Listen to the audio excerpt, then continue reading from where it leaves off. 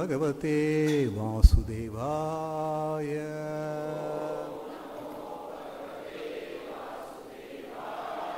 Reading from Srimad Bhagavatam, Canto 1, Chapter 18, new chapter, title Maharaja Parikshit, cursed by a Brahmana boy. Verse 1. Sutta Vacha Yo vai Drauniastra Viplushto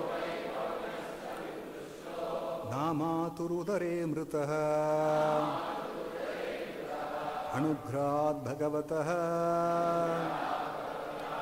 Krishnasyadbhuta Karmanaha. Translation and purport by Srila Prabhupada. Translation. Due to the mercy of the personality of Godhead, Sri Krishna, who acts wonderfully, Maharaja Parikshit, though struck by the weapon of the son of Drona in his mother's womb, could not be burned. Purport by Srila Prabhupada. The sages of Naimisharanya became struck with wonder after hearing about the wonderful administration of Maharaja Parikshit, especially in reference to his punishing the personality of Kali and making him completely unable to do any harm within the kingdom. Sutta Goswami was equally anxious to describe Maharaja Parikshit's wonderful birth and death. And this verse is stated by Sutta Goswami to increase the interest of the sages of Naimisharanya. Verse number 2, I'll read myself. Brahma kopitad yastu takshakat prana viplavat na samumho urubhayat bhagavati arpitashaya. Translation. Furthermore, Maharaja Parikshit was always consciously surrendered to the personality of Godhead, and therefore he was neither afraid nor overwhelmed by fear due to a snake bird which was to bite him because of the fury of a Brahmana boy. Purport. A self-surrendered devotee of the Lord is called Narayana Parayana. Such a person is never afraid of any place or person, not even of death. For him nothing is as important as the Supreme Lord, and thus he gives equal importance to heaven and hell. He knows well that both heaven and hell are creations of the Lord, and similarly, life and death are different conditions of existence created by the Lord. But in all conditions, in all circumstances, remembrance of Narayana is essential. The Narayana Parayana practices this constantly. Maharaja Parikshit was such a pure devotee. He was wrongly cursed by an inexperienced son of a Brahmana who was under the influence of Kali. And Maharaja Parikshit took this to be sent by Narayana. He knew that Narayana, Lord Krishna, had saved him when he was burned in the womb of his mother. And if he had to be killed by a snake bite, it would also take place by the will of the Lord. The devotee never goes against the will of the Lord. Anything sent by God is a blessing for the devotee. Therefore, Maharaja Parikshit was neither afraid of nor bewildered by such things. That is a sign of a pure devotee of the Lord. That's on the purpose.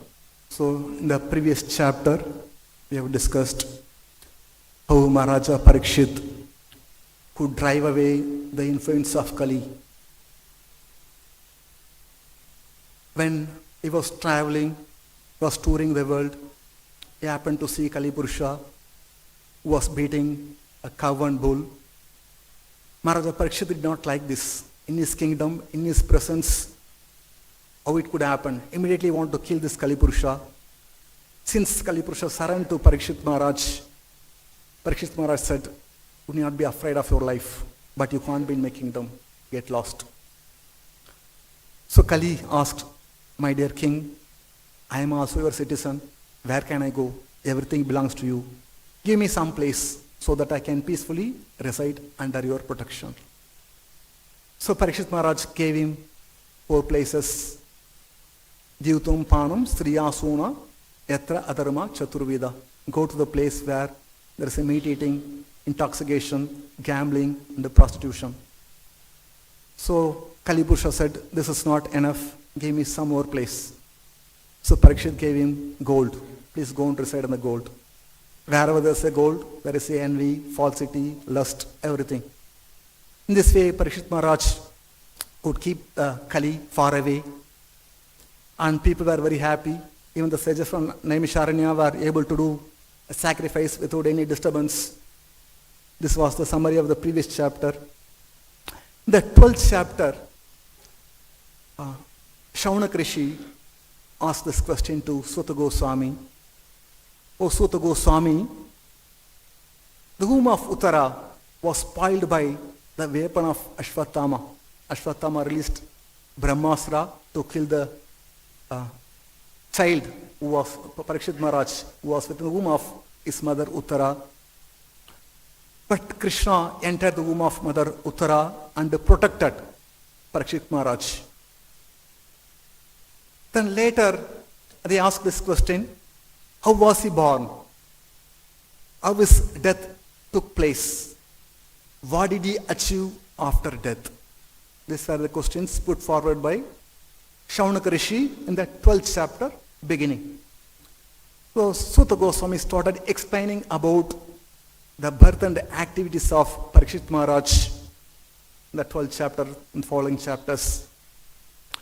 Even the 12th chapter, the many astrologers foretold about Parikshit Maharaj, his future. How Parikshit Maharaj would be cursed by a Brahmana boy. As a result, he would give up his empire, family, friends, go to bank of Ganges and take shelter of Shukadeva Goswami and receive knowledge about Krishna.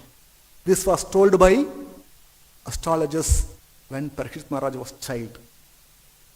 So the sages of Naimisharanya wanted to know what happens, how Parikshit Maharaj died. So Suta Goswami explaining in this chapter, connecting to the 12th chapter, that Maharaja Parikshit was saved by Lord Krishna in the womb of his mother Uttara. Since he was a surrendered soul, Parikshit Maharaj was a completely surrendered soul. Although he was cursed by a Brahmana boy to die within 7 days due to snake bite, he was not bewildered. He was not disturbed. He was not afraid of his death because of his complete surrender. So Prabhupada explains here, a self-surrendered devotee of the Lord is called Narayana Parayana. Narayana Parayana means a devotee of the Lord who accepts Lord Narayana as the only goal of his life. Nothing else. He simply follows the order of the Lord. Just like Krishna says in Bhagavad Gita, give up everything and surrender unto me. Narayana Parayana, he simply follows the order of the Lord. He takes the instruction of the Lord as his life and soul. And he does not know anything other than the service of the Lord. He is called Narayana Parayana. Such a person, wherever he is sent to preach, is ready to go. He does not care where he goes, whether he goes to hell or heaven. Simply he tries to execute the order of the Lord or execute the order of spiritual master. He does not care about his personal maintenance, whether people be receptive, people give me respect. He does not think anything. Simply he follows the order of the Lord. He is called Narayana Parayana. Even he may encounter a lot of challenges in his life. He may face reverses. He does not think, I am a devotee of the Lord. I am trying to execute the order of the Lord. Nevertheless, why Lord is giving me this trouble? It does not think. Whether people receive, they are receptive or not receptive. They appreciate or don't appreciate. He simply presents the message of Lord Narayana and does not think why Lord is putting me in the trouble. He is called Narayana Parayana. Here Parikshit Maharaj He was a saintly king, emperor. He did not do anything. Nevertheless, was cursed by a Brahmana boy to die within 7 days. Although he was very powerful, great devotee of the Lord, nevertheless, he did not protest. Why this boy cursed me? Let me also curse this boy to die within 3 days. He did not curse. He accepted the curse as the blessings of the Lord, and he prepared himself to go back home, back to Godhead. This is the sign of a pure devotee, Narayana Parayana. Even in the life of Chitraketu, although he was cursed by Mother Parvati to become a demon, he did not protest. He accepted the curse of Mother Parvati, the blessings of the Lord. We know how Brihaspati was insulted by Indra. Once Indra was sitting on his royal throne along with his wife Mother Sachi, and he was being worshipped by Brahmanas, Gandharvas, Charanas, all the demigods, being completely absorbed in his own glorification. He could not see, even though his spiritual master Brihaspati entered the assembly, he did not pay any attention, did not get up, not to show respect to a Brahmana, a spiritual master. He remained seated. Brihaspati saw that Indra was puffed up due to his material opulence. He could have cursed him, but did not curse. Time will take care. So he left the place. After some time, Indra could understand about his own mistake, own fault, that I have insulted my spiritual master. I supposed to have gotten up to show respect. It's a duty of an inferior person to show respect to a superior person when he enters the assembly. Just like in a school and all. We'll be sitting, when teacher comes, all of us should stand up to show respect to a teacher. But he is a guru. He entered. Nevertheless, Indra was seated in spite of seeing his guru. So immediately he sent all the demigods, please go and search for Brihaspati. All of them intensely started searching. But they came and told, we could not find Brihaspati. Indra said, oh my God. I dissatisfied my spiritual master Brihaspati. I don't think I have any means of achieving any good fortune in the future because of disrespecting my spiritual master. So understanding the situations, Shukracharya, who was the spiritual master of demons, and told the demons, now is the right time for you to attack demigods because they are bereft of power. Why? Because they insulted their spiritual master. So there was a great battle between the Devas, demigods, and Asuras, demons. The great battle, demigods, many demigods lost their life. Their arms were injured. Most of them died. Practically they were defeated. Indra saw his own army, how the army was perished in his own presence. Then after that, he thought, no, I can't do anything. So he took demigods who were alive. He took them to Lord Brahma. Some demigods were without arms, limping, severely injured. So all of them approached Lord Brahma. Lord Brahma saw the condition of the demigods. Then Indra explained to Lord Brahma about their state. Brahma, after hearing this, blasted demigods, you foolish demigods, who insulted Brihaspati, who was a qualified person. He is your spiritual master. He is a Brahmana. Therefore, you lost your power. Otherwise, how? In the past, many times you attacked the demons and you conquered them. How is it possible for you now to get defeated by demons? Then Brahma said to Indra, Magavan Vishita Pashya Prakshinam Guruvati Krama Samprati Upachadan Bhuya Kavyam Araya Bhaktida Adavir Mamapi Bhrugutevata. My dear Magava, my dear Indra is called Magava because he's the controller of cloud. My dear Magava, you look at your enemies, demons, who were very, very weak in the past. As a result, whenever you fought, you become victorious. Because demons insulted Shukracharya in the as a result of insulting Shukracharya, they were bereft of power. Therefore, they were defeated by demigods. Now, how they become powerful? Kavyam Aradaya Bhaktida. The demons become powerful by worshipping their spiritual master Shukracharya. Now, by worshipping their spiritual master Shukracharya, they become so powerful now, they can attack me and take my abode from me. That is the position of demons. They are so powerful because of worshipping their spiritual master Shukracharya, who was a Brahmana. Now, I instruct you, go to Vishwarupa, son of Tvashta. He's a very powerful Brahmana.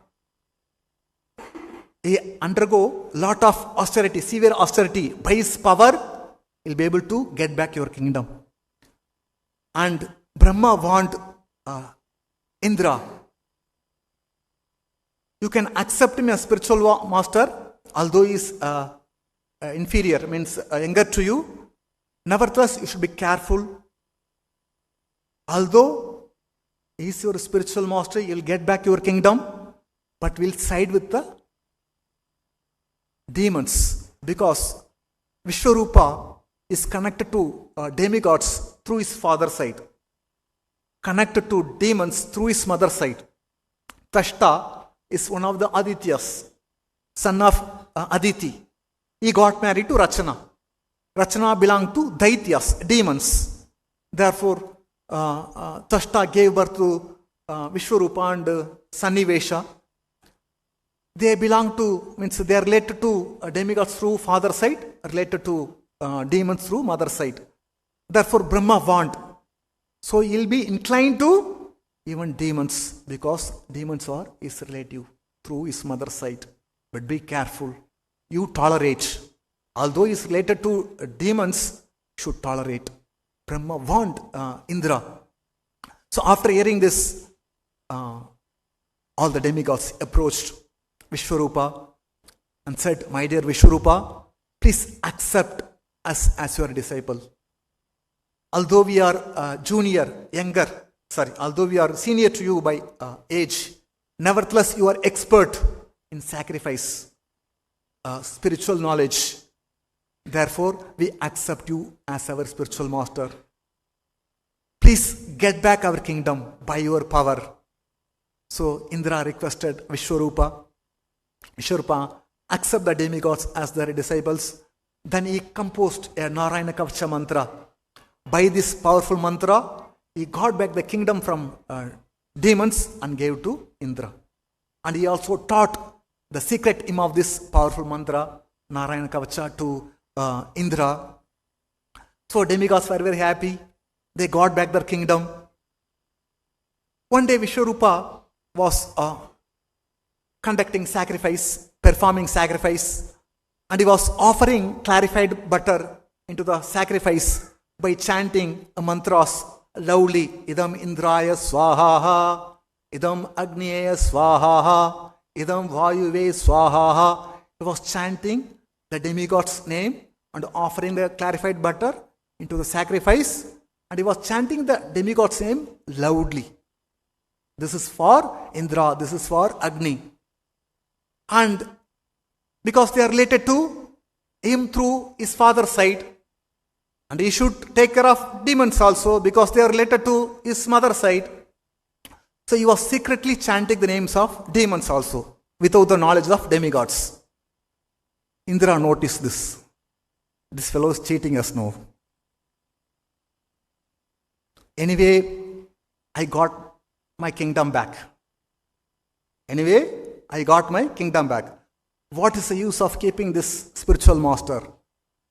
If he is there, he'll make sure the demons will become powerful and they'll attack me, and once again they take my kingdom back.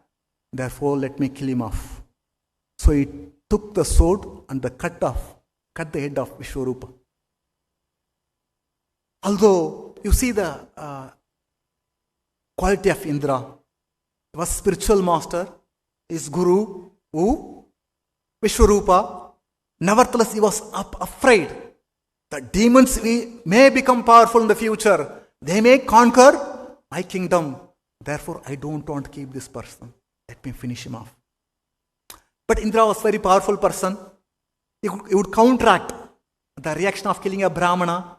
Nevertheless, he suffered for 1 year for killing a Brahmana, Vishwarupa. Later, he distributed his reaction of his sinful activity among earth, water, trees and women. Since earth received reaction of killing a Brahmana, some portion of the earth became desert where nobody can live. There will be no water, there will be no vegetation. This is due to the earth receiving the reaction of 1/4 reaction of killing a Brahmana. Since a tree received a reaction of killing a Brahmana, when we cut the tree, there will be some water. It's called sap. One is forbidden to drink that sap. Then water. Since water received 1/4 reaction of killing a Brahmana, whenever there is a foam or bubbles in the water, one should not drink that water. Should reject. Since women received the reaction of killing a Brahmana, they began menstruation. As a result, they are contaminated due to that. During that time, they cannot do any auspicious activities. So, nevertheless, Indra blessed them because of receiving the reaction. He also blessed them. When Tvashta received the news how his son was killed by Indra, he wanted to kill Indra. He began a big sacrifice and he was chanting mantra to create a person who can kill Indra. And he chanted a mantra wrongly. Indra Shatro Vavradasva Machuram Jai Vidvisham. O enemy of Indra, flourish immediately to kill your enemy immediately. This is the meaning of what Tvashta intend to chant is Indra Shatro Vavradasva Machuram Jai Vidvisham. O enemy of Indra, flourish to kill your enemy without any delay. He is supposed to chant Indra Shatro Vavardasva. Instead of chanting Indra Shatro, he chanted little long. Indra Shatro. Just a little elongated. Indra Shatro Vavardasva Machuram Jai Vidvisham. As a result of chanting the mantra wrongly, the result became opposite. The meaning is completely changed. Instead of saying, O enemy of Indra, flourish to kill your enemy without delay. O Indra, flourish to kill your enemy without delay. Means the person who is going to come out of the sacrifice is the enemy of Indra. Indra, you kill your enemy. Who is Vitrasuriya is the enemy of Indra. As a result, the meaning is changed. See, although Tvashta was a Brahmana, even small mistake he made while chanting the mantra, the result became opposite. Therefore, mantra should be chanted very accurately. Even small mistake can create havoc. So as a result, Vritrasura was born from the fire sacrifice. Was very fearsome form. He had a very fearsome form. He was taking a trident. He was walking on the earth. The earth was shaking due to weight. Earth was powerful. So when he was entering into the battlefield to kill the demons saw the fearsome form of Vritrasura. Then there was a great battle. So Vritrasura started trampling the demigods. And many demigods lost their life. Then all the demigods were very much afraid. All of them prayed to Lord Vishnu. Krishna offered wonderful prayers to get the mercy of the Lord. So Lord Vishnu, being pleased with the prayers of demigods, then Lord appeared and said to demigods, O Indra, now please go to Dadichi. He is very, very powerful person, a Brahmana, Rishi. His bone is very, very strong. You're going to ask him to give his bone, to give his body. And with the bone of Dadichi Muni, you'll be able to kill Vritrasura. So after receiving the instructions of Lord, these demigods went to Dadichi Muni and asked Dadichi Muni, we have been defeated by Vritrasura. Now, the only option is you give your body. Please give up your body so that we want your bone. Dadichi Muni said, how can you ask this question? Going and asking, you die, give your body for my sake, for our sake. It's not good because everyone likes this body. We want to live eternally. To protect the body, we are ready to sacrifice all our wealth. Everyone wants to protect his own body. It said, Atmanam sarvado rakshet, tado dharmam, tado dhanam. First of all, one wants to protect his body. Then he protects his religious principles. Then he protects his wealth. Even Vishwamitra, we discussed last time, although he was a rishi, a brahmana, due to scarcity, a famine, he was not able to get food. He was starving. Therefore, he went to a house of a Chandala. He wanted to steal the meat of a dog to maintain his life. So first one protects his body, then religious principle, then wealth. So how can we ask my body? Then demigod said, the great personalities can do anything for the welfare of others. Just like Sibi Maharaj. He was ready to sacrifice his own body just to protect PGM, who took shelter of him. Similarly, a great personality can give everything, including their body. You are a great personality, you can sacrifice your body, no issue. So, demigods started flattering Dadichi Muni. Dadichi Muni said, just I want to test you. How you know about religion? No problem. Anyway, this body is going to become ash or stool or worm one day. So, let me give up this body. So, considering this, Dadichi fixed his mind upon the lotus feet of the Lord and gave the body. So, Indra took the bone of Dadichi Muni and with the help of Vishwakarma, he constructed a thunderbolt weapon. And after this, taking this weapon, he went to the battlefield. So, at that time, Indra was very, very effulgent along with the demigods. Then the demons saw the power of demigods. All the demons started going back.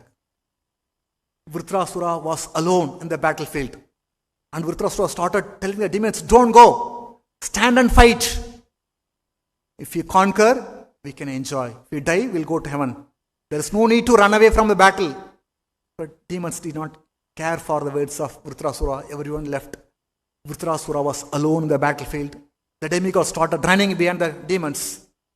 Then Vritrasura came and blasted demigods. You foolish demigods. Here you chasing the demons who are running away for their life. They are no better than the stool of their fathers. If you want to fight, fight with me.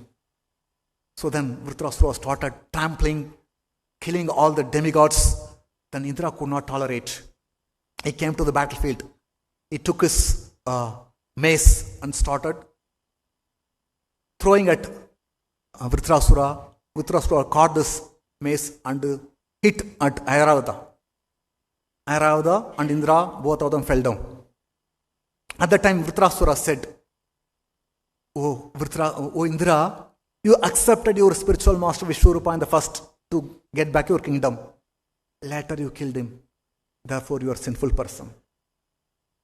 anyone who's a devotee of the Lord, he gave wonderful instruction to Indra.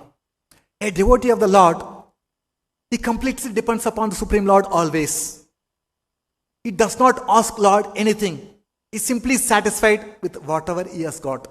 He does not want to get anything from the Lord. Therefore, I wish to give up everything and I want to become Krishna conscious. I want to engage in devotional service. I don't want anything in this world. So Vritrasura said to Indra, let me give up everything, my family, friends, relatives, societies. I don't want to get attached to anything. I want to simply hear and chant the glories of the Lord. I don't want to go to heavenly planet. I don't want to go to Indraloka. I don't want to go to Brahmaloka. I don't want any position in this world. I want to simply engage in devotional service. After saying this, there was a battle between Vritrasura and Indra. So at that time, Vritrasura was very powerful. With his weapon, he cut off one of the arms of Vritrasura. And with one arm, Vritrasura, he had one, mace, trident or mace. He started hitting at Indra. Indra had thunderbolt in his hand. Thunderbolt fell down from his hand. Practically Indra was defeated. He was standing. He was very much ashamed, put his head down. At the time, Vritrasura said, Indra, take back your weapon. Fight with me. Because Lord Vishnu sided with you. Lord Vishnu sided with you. Therefore, victory is yours. Victory is yours.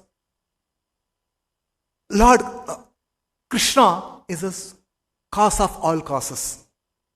Either one gains victory or defeat. But foolish people, without knowing the Lord is the ultimate cause, they take credit for themselves. But anyone who knows the Lord is the cause of all causes, then he becomes free from distress, anxiety, fear, even impurities. So in the battlefield, although both Indra and Vritrasura, they were fighting, nevertheless, Vritrasura was giving such an exalted instruction to Indra. And Indra took his thunderbolt and cut the another arm.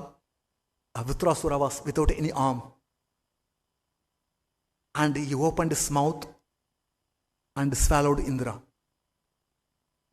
Indra went inside the stomach of Vritrasura because he had the protective mantra given by Vishwarupa, Narayana Kavacha. He was able to come out of Vritrasura and later he killed Vritrasura. Here Vritrasura did not complain to the Lord. Oh Lord, I am your devotee. I am engaged in your service.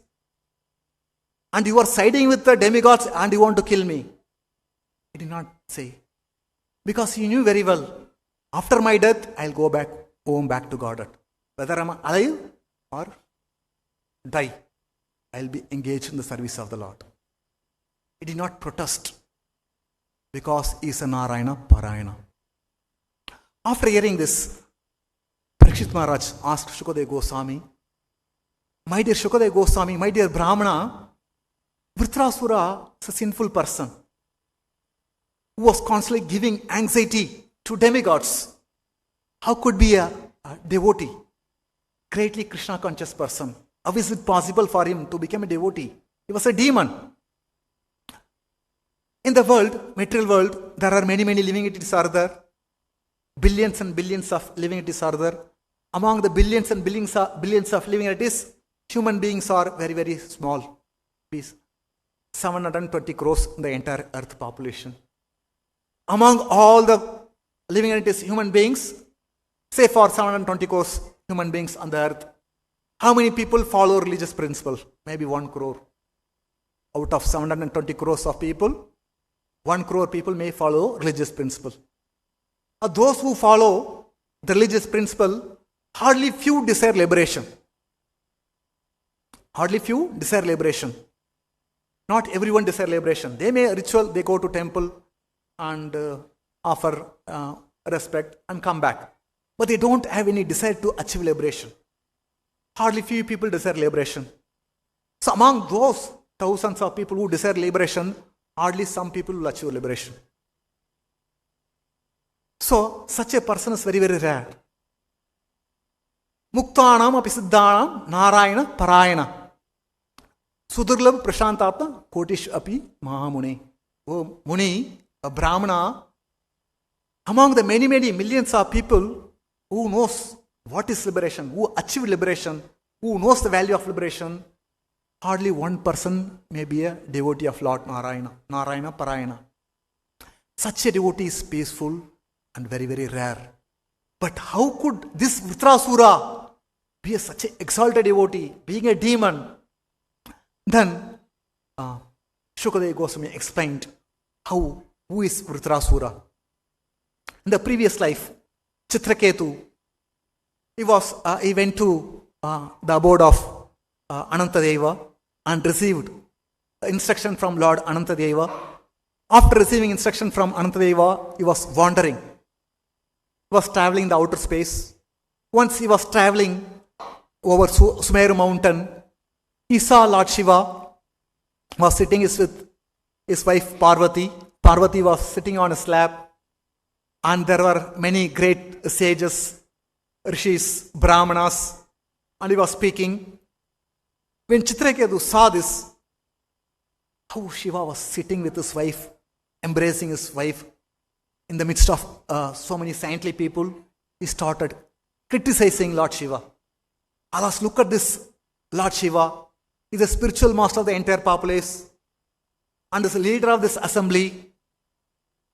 Shamelessly is embracing his wife, that also in front of the great sadhus. Ordinary people will embrace their wife in the private place. But Shiva is a personified religion. Shamelessly, it is shamelessly embracing.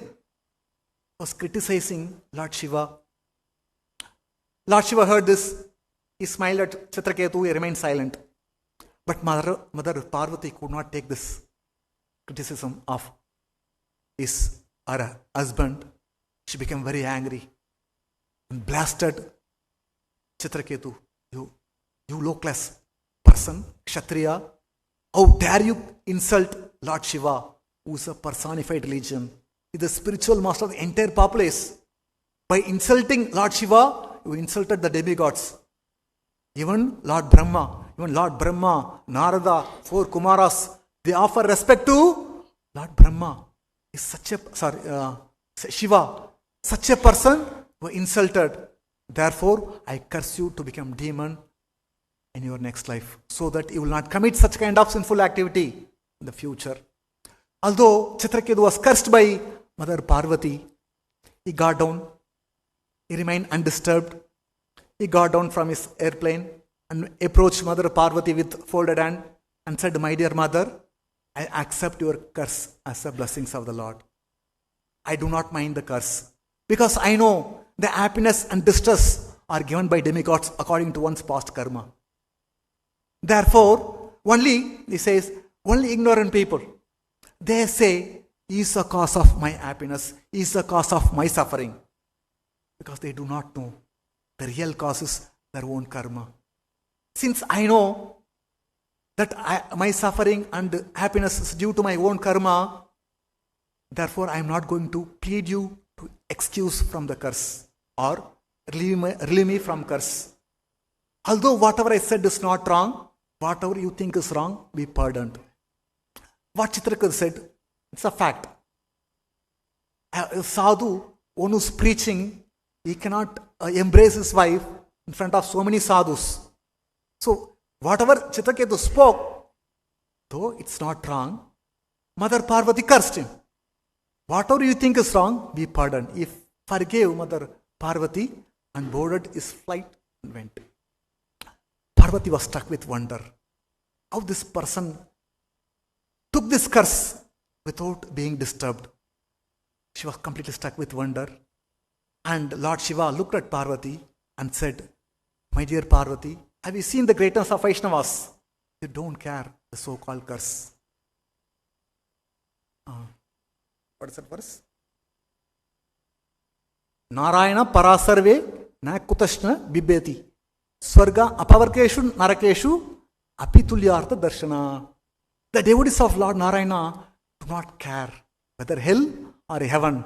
Their only business is to engage in the service of the Lord. That's all. So they don't mind the curse. Like Parikshit Maharaj did not mind the curse. Similarly, Chitraketu did not mind the curse. They accept the curse as a blessing of the Lord and they practice devotional service. Even Prabhupada, each one underwent a lot of challenges, turmoils in his life. He went to US in 65, started preaching single-handedly and made some devotees. And he sent one of his disciples named Achyutananda to Mayapur to get some land. So when the Achyutananda came to Mayapur to acquire land to build a temple, Prabhupada's God brothers, they were envious of Prabhupada. They did not want Prabhupada should bring his disciples and to build a temple. Because they come, the Western people come, all the Indian people would get attracted and nobody will come to our temple because they were sustaining their life due to a donation of some few people. This all the people go to other temple. Therefore, they tried their best that ISKCON should not get the land. And moreover, some God brothers of Prabhupada tried to poison the mind of the disciples of Prabhupada. And as a result, they started minimizing the position of Prabhupada. Even in Mayapur, the disciple, God brother of Prabhupada, would come and talk to Prabhupada nicely, but he was doing a lot of things against Prabhupada behind his back. And sent a letter to Indira Gandhi. And these people, ISKCON people, are creating communal disharmony among the Muslims. Therefore, please do not sanction any land to ISKCON. And they instigated Naxalite to attack ISKCON devotees. And sometimes they employed tantrics to make Prabhupada ill so that he cannot do any work in Mayapur. So many things Prabhupada's God brothers gave to Prabhupada. And when Prabhupada was in US once, these disciples who have been polluted by the God brothers of Prabhupada, he sent a letter to Brahmananda and saying that Prabhupada is not a big person, is not a highly elevated person. There are many devotees who are the disciples of Bhaktivedanta Thakur. They are more elevated than Prabhupada. The disciples of Prabhupada started influencing other disciples that Prabhupada is not a great person because they were poisoned by the God brothers of Prabhupada. And when Prabhupada, because Prabhupada would print many books, Bhagavatam and many literature, once the second kind of Bhagavatam, after printing it came, and his disciples removed founder Acharya, ISKCON founder Acharya, and removed his divine praise, removed Prabhupada, put only Bhaktivedanta Swami. When Prabhupada saw this, his own disciples were acting against him. Nevertheless, he was undisturbed because he was completely dependent upon the Lord. In spite of all the turmoil is going on, nevertheless he went and attended Rath Yatra, being very calm, cool, danced. This is called Narayana Parayana, undisturbed in all situations. This is the quality of a pure devotee. Even there was one king called Indradyumna. Indradyumna, he was a king of Madras province, South India, Dravida Desha.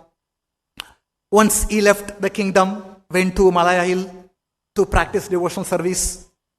He built a small cottage. He was in the cottage and being absorbed in the devotional service. While he was absorbed in meditation upon the Lord, at the time one Rishi called Agastya Rishi entered the ashrama of this Indradyumna Maharaj. When he entered, Indradyumna, because he was absorbed in the meditation, he could not see or hear the sages come. But Agastya Muni felt insulted because Indradyumna did not receive him, neither he gave some glass of water or offered a seat. He felt insulted and he said, this Indradyumna is a low-class person. It does not know the etiquette of receiving the Brahmana. Therefore, he should enter into the region of darkness. I curse him to receive the body of elephant. He cursed Indradyumna to become elephant and went. When Indradyumna heard this curse, although he heard this curse from Agastya Rishi, he was not disturbed. He accepted the curse as the blessings of the Lord and continued to practice devotional service. Tiraskrita, Vipralabda, Shabda, Shibda, Hatahapi, Nasya tat pratikurvanti, tad bhakta, prabhopi.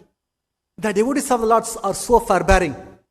Even though they are insulted, neglected, cursed, attempt to be killed, they never incline to avenge the wrongdoers.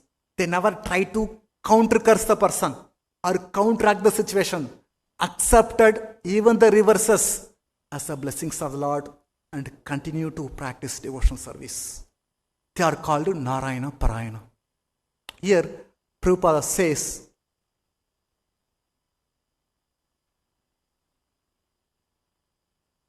in all conditions, in all circumstances, remembrance of Narayana is essential.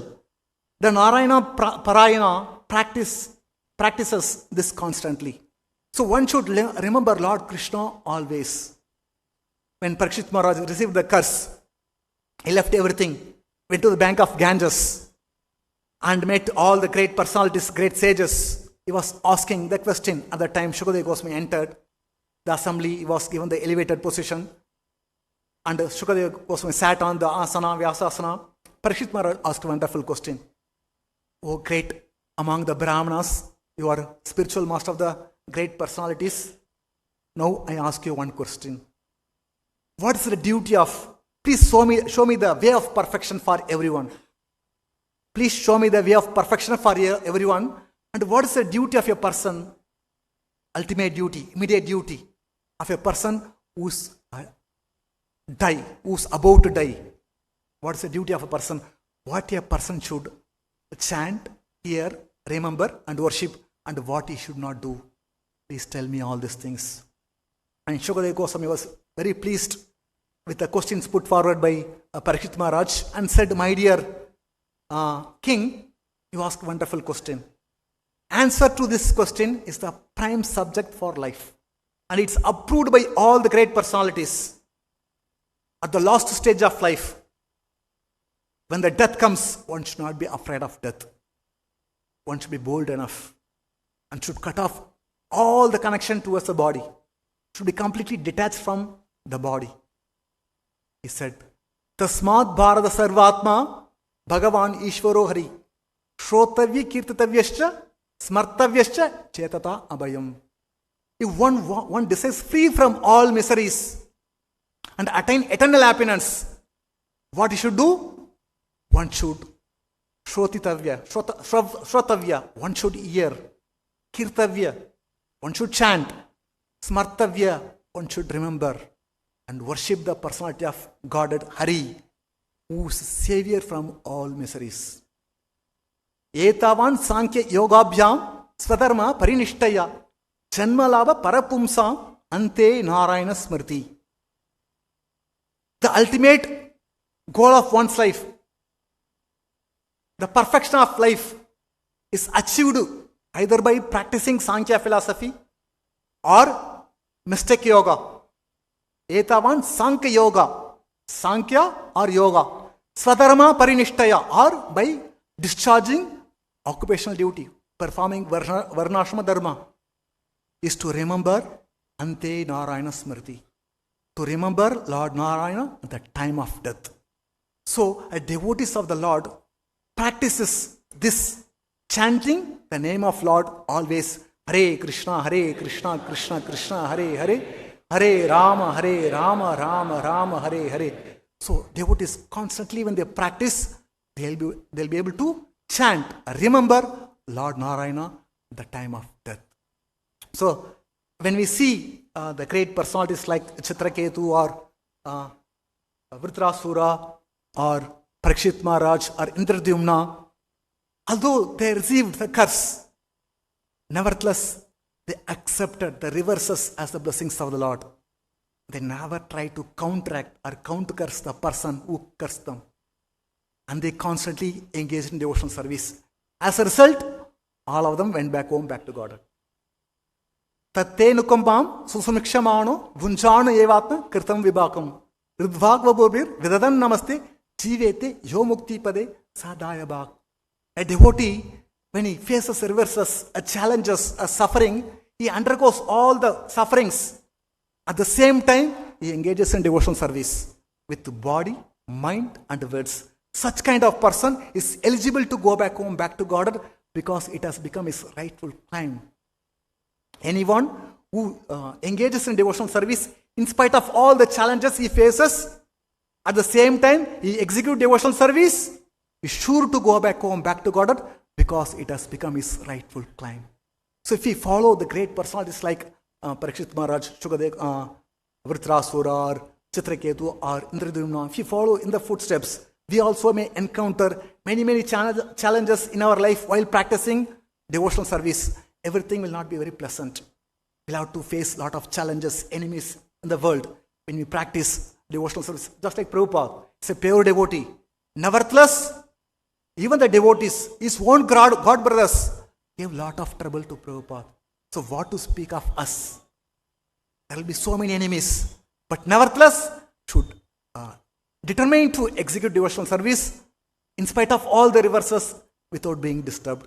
If we follow these instructions of the great personalities, we too go back home, back to God. That is the conclusion of this purport. Srimad Bhagavatam ki, Srila Prabhupada ki.